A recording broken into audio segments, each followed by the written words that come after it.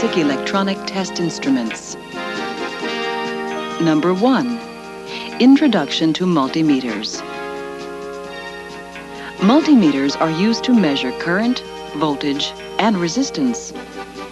This program provides detailed instruction in the setup and operation of multimeters. There are two types of multimeters: analog, shown on the left, and digital, on the right. They both have the same basic features and controls. Both display the reading on a meter face. Analog and digital meters also contain control switches for the selection of the measurement scale and range. Multimeters also provide recessed jacks for test leads, which connect the meter to the circuit. Access to the batteries is provided on the back of the meter. The digital meter uses battery power for all scales, while the analog only uses batteries for resistance measurements. Meters are used to test and troubleshoot electronic circuits. Here, a technician is using the digital meter to determine if the power supply is providing the correct voltage. Checking for correct voltage levels, broken connections, or the existence of current flow are just a few of the ways a technician uses a meter. The first step in setting up an analog meter is to turn it on, using the function switch. For example, set the function switch to positive DC to do resistance measurements.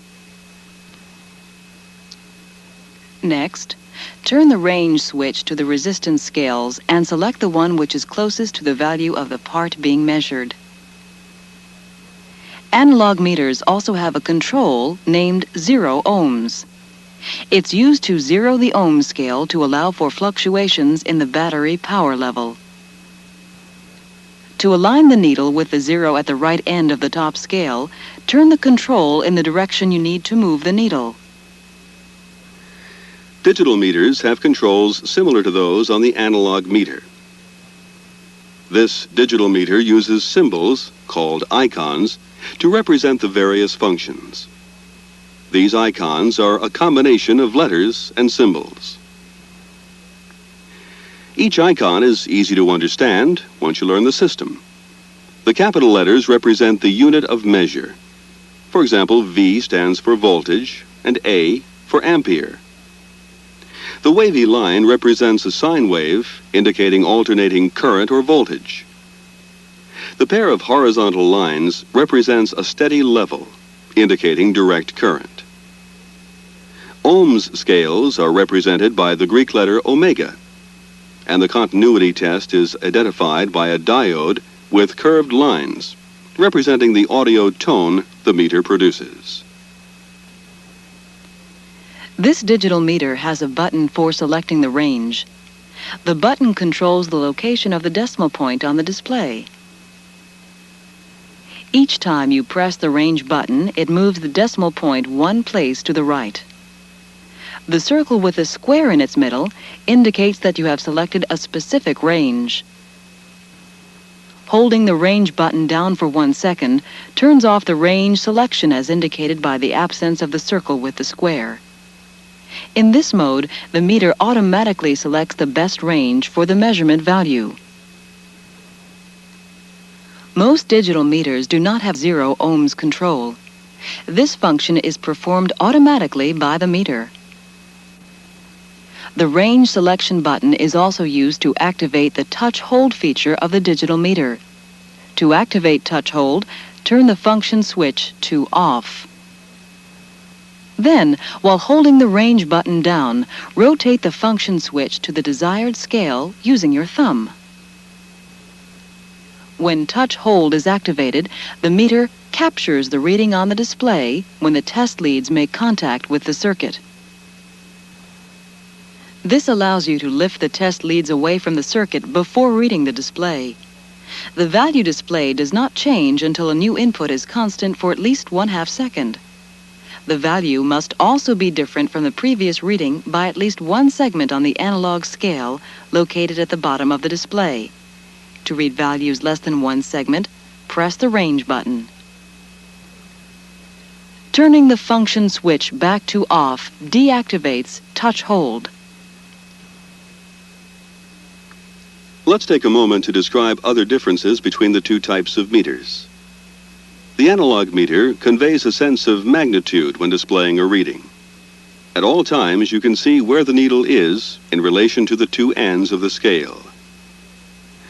The separate analog display along the bottom of the meter face simulates the magnitude of the input compared to the full-scale value. Another difference is that analog meters fluctuate less when displaying a value. This is because they have a slower response time to varying signals. There is also more margin for error when reading the value. An error can be made by using the wrong scale or by looking at the needle from an angle. In addition, the meter movement is very sensitive to vibration and is affected by the angle at which the meter is held. For best results, place the meter on a firm, flat surface and do not move it while taking a reading. The digital meter is not affected by vibration or the angle at which it is held while taking the reading. Therefore, the digital meter would be used for field service, while the analog meter would be used on a workbench. Another difference is that the digital meter sounds a tone. When doing continuity checks indicating a common connection. This allows the technician to work faster because there is no need to look at the meter. Each meter has its advantages and disadvantages.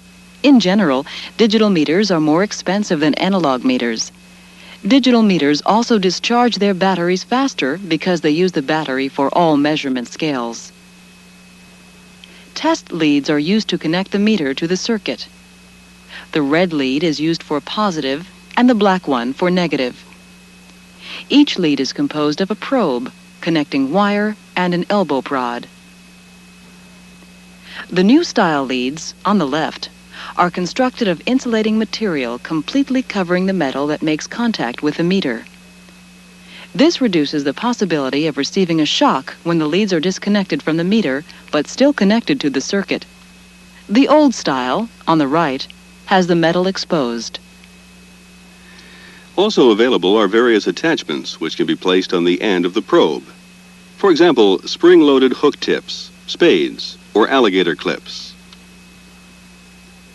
In addition, you can use special probes such as this AC amp clamp for measuring high current. Also available are probes for measuring high voltage, decibels, temperature, and frequency. Protective cases are also available for most meters. This one incorporates a belt hook, tilt stand, and lead storage in one case. When using any test instrument, you should adhere to the following safety rules. First, inspect the test leads. If the insulation is damaged, replace or repair the lead. When measuring voltages in excess of 60 volts DC or 25 volts AC, use caution. Such voltages represent a shock hazard. To minimize the hazard, avoid touching metal surfaces. For example, always hold the test leads by the plastic insulators, keeping your fingers behind the guard. Whenever possible, use the hook tips or alligator clips, especially when working with small parts. In addition to the shock hazard, having your fingers in contact with the circuit can change the values measured. You should also be careful that you do not damage the circuit you are testing or the meter. Touching more than one contact at a time will often short the circuit, damaging its components. Protect the meter by setting the range for a value higher than that being measured. If you don't know the approximate voltage or current in the circuit, start at the highest range and work down. The most accurate readings are those whose values are near the middle of the range selected. When you are taking readings from live or powered circuits, you should avoid touching the circuit with both hands. The worst shock you can receive is when the electricity flows through both hands across your chest. Multimeters require little maintenance. Your main concern should be to keep them dry and avoid sudden impacts. Never work with drinks on your bench. Occasionally, you will need to change the battery or fuse. Both are located behind this cover on the back of the analog meter. After loosening the locking screw, slide the cover off. Then, gently lift the battery out of its holder and replace it with a new battery. The fuses are held in place by a metal cover. A spare fuse is stored under the upper left corner of the cover. Rotate the cover 90 degrees to change the two fuses. Make sure that you replace the fuse with one of the exact same value. When finished, replace the cover and tighten the locking screw. Don't over-tighten the screw or you will strip the threads. Occasionally, you will need to adjust the analog meter so that it reads 0 when off. Do this by gently turning the screw at the base of the needle until it is aligned with the 0. Some meters, like this digital meter, do not have a battery compartment. In this instance, you will have to remove the 4 screws at the back of the case. Then gently lift off the front cover. This exposes the battery and fuses. When removing the fuse, lift the end as shown. Do not pull it straight out. Also be careful that you do not touch the rotary switch or circuit board. When you are finished, place the cover back on the meter and replace the 4 screws. When cleaning the meter, use a damp cloth with mild soap. Be careful that liquids do not enter the meter case. Each time you turn on the digital meter, it automatically checks all features of the display. If any one of them fails to light, you should take the meter to an authorized service center for repair. The rectangle in the upper left corner of the meter face is a low battery indicator. When it lights, you need to replace the battery. This completes the introduction to analog and digital multimeters. In program number 2, you will learn how to measure resistance and check continuity.